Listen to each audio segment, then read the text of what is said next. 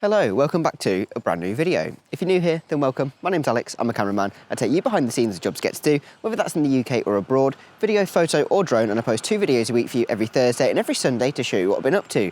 If you're new here, then I've been renovating this van for the past 12 months and I've actually had £10,000 go in and out of my bank account because of this thing. So I'm going to break that down for you today, tell you a little bit about the last 12 months of van life and any things that I'd do differently, things I'd do the same.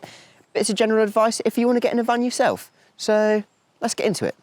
So to make sure I don't get too carried away on one topic or another, we're going to break it down into 5 different categories. And please excuse me using my notebook. I just want to make sure that I get all my numbers and facts and figures and stuff right today. But it is a good one. It is a turtle notebook because obviously this is called Turtle. So we're going to go through fuel, food, parking / camping as one category, repairs, and then gifts. So there's 5 different ones to go through.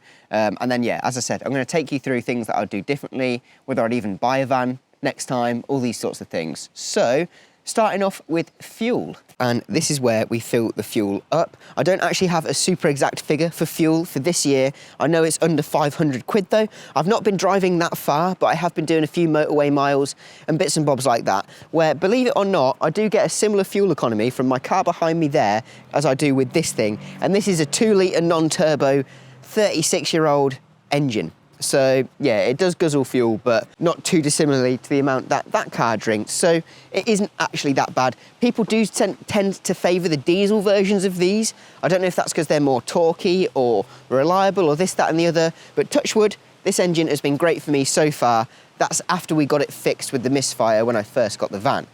So the next category is food, and again, it's not really something I've got an exact figure for. We do have to spend a little bit more on food these days because where we are, we don't have a big shop around us like, I don't know, a big Sainsbury's or a big supermarket like you guys might have where you're from.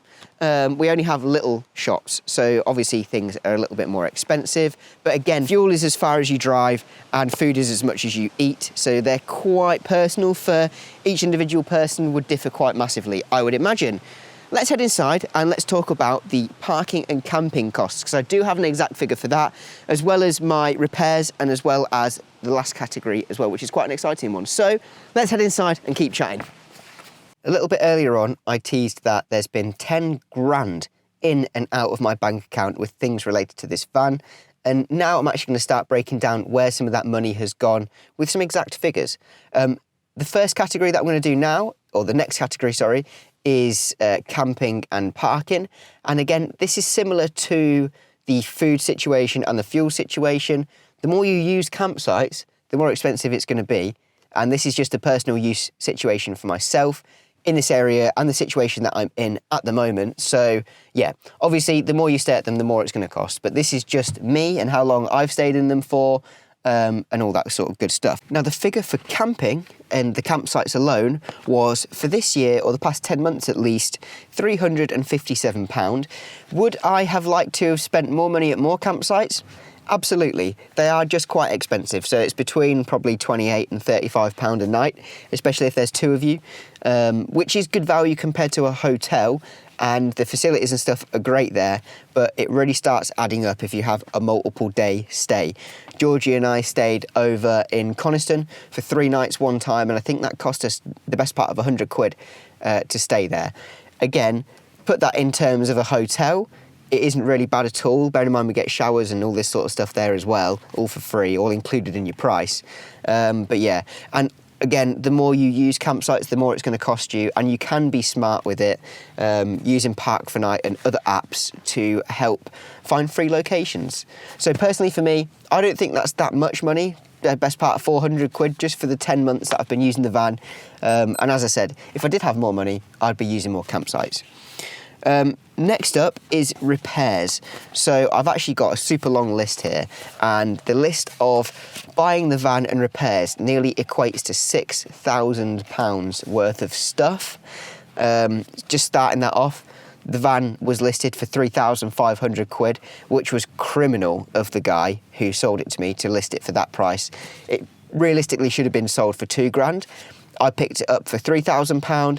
This is because I did not know what to look for in the van, and also my fault. I'm a pretty trusting person, and he said it was in decent nick, and I'm pretty impulsive too. So if I like something, I want to get it. And unfortunately, that kind of bit me this time because the van needed a heck of a lot more work than what I first expected it to. The first thing that we did was get it through an MOT, because I picked this van up and it had 1 day of MOT left.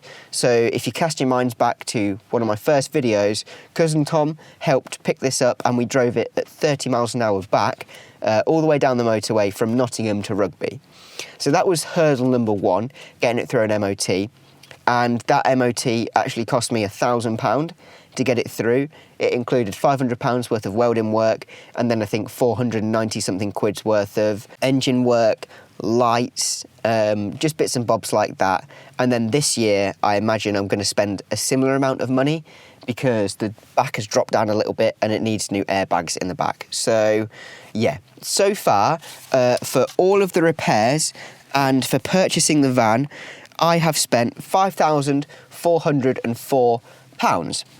And to be honest, a lot of that has gone to Screwfix, and a lot of that has also gone to Halfords, because they're the 2 places in the UK that I've been using Screwfix for a lot of the sort of interior building-y kind of materials, and then Halfords for my more automotive kind of materials as well. In terms of more renovations, could I have done more? Would I want to do more? Absolutely. And I'm going to touch on what I would do differently in this whole process at the end of this video. So if you're looking to get a van for yourself, stick around because I've got some advice at the end for you, which I wish I knew sooner. Moving on to the last category, this is gifts. So when you post things on YouTube, as you guys know, you get sponsors. People email you to say, hi, we love what you do, and we've got this great product which we think will work well with your channel. And then you reply to them to say, yes, I'd love to show it. And there's sometimes a little fee attached to that, so you get paid to talk about the item, and sometimes they just gift you the item in return for shouting about it. I'll never try and advertise something that I wouldn't actually use, so during this process I have actually gained quite a few different bits and bobs, both from sponsors but also from kind people giving me things personally too.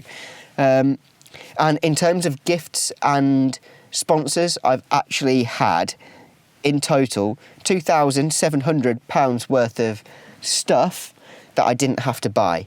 3 batteries, the fridge, the projector and the aircon. 4 batteries actually, because Billy Petherick gifted me 1 battery too, and the fridge, which is really, really kind of him. And then last of all, gifts wise, is the e-bikes. As you've seen, I've been experimenting with different e-bikes to figure out what the best setup is for me in this van, and I've actually had £3,000 worth of bikes gifted to me to test. So yeah, in full transparency, that is where the £10,000 has gone in and out of my bank account with things to do with this van. Starting off with just purchasing it, getting it fixed, refitting the inside, spending money at Screwfix and Halfords, etc., as well as getting it through its MOT, and all of the gifts added on top, not including my time. So, oh, goodness knows how many days and hours I've spent working on the inside of this van, but if you were to add another few £1,000 of time on the top of this final price, then yeah, I wouldn't be too far surprised if we're touching £15,000 in total for the whole project so far, including my time. That being said, I've absolutely loved doing this and I would do it again. And briefly and swiftly moving on to what I would do in the future, or things I wish I knew before getting this van. And the first one would obviously be, I now know a little bit more of what to look for in terms of condition and damp and all these sort of red flags. Again, with the engine and a misfire, I didn't really know what I was looking for or listening for, all this sort of stuff.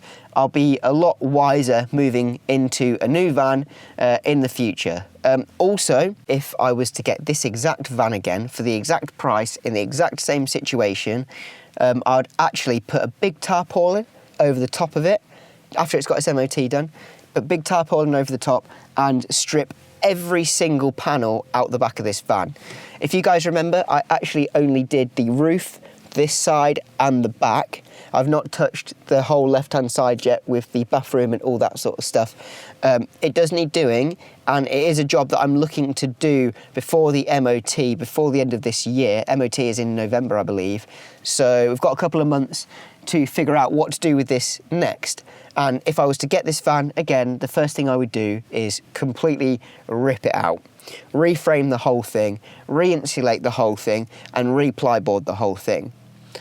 On these costs as well, I just thought I'd briefly mention that I was very lucky to get my materials for cost price, because I know somebody who knows somebody, i.e. Cousin Tom, who helped me get all these bits and bobs. So say that I spent £300, it probably should have been more like 600 quid on that. So I was very lucky to save a bit of money. Thank you, Cousin Tom, once again. So what's the plan going forward with this van and with me? So I've actually moved into a room not too far away from here, which is enabling me to rip this van apart on the inside again and continue to renovate it. It's a little bit tricky inside the van, living in it and renovating it, especially when some of the jobs I need to do require solvent and glue and paint and all these sorts of things. It's just a little bit dangerous and a pain to live inside the van when I'm renovating it too. So I'm really lucky I've had that opportunity, so we're doing that. That also means Georgie and I are able to use this van for pure adventures rather than living in and for adventures.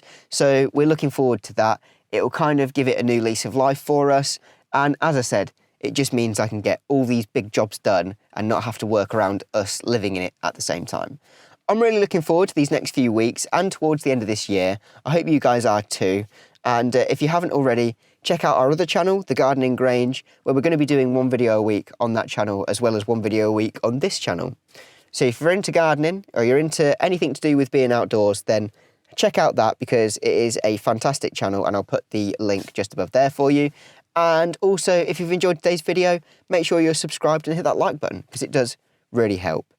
So I hope you've enjoyed it. I hope it's been useful. And if you've got any more questions, stick them down there and I will be able to answer them for you. Thanks for watching. I'll see you in the next one.